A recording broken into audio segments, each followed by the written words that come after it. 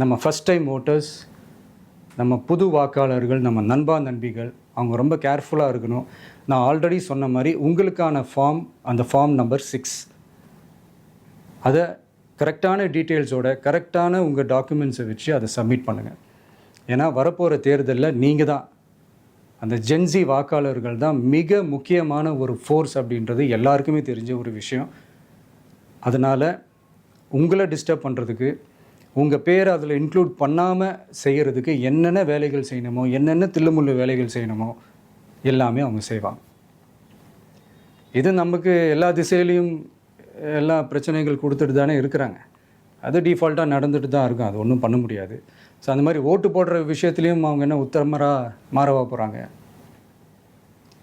இப்போ நான் சில மீட்டிங்ஸ்லலாம் ரிப்பீட்டடாக ஒரு விஷயம் நான் சொல்கிறேன்ல, 2 பேருக்கு நடுவில் தான் போட்டி அப்படின்ட்டு. அது மேடைக்கு மேடை அவங்க அதை ப்ரூவ் பண்ணிகிட்டு இருக்கிறாங்க.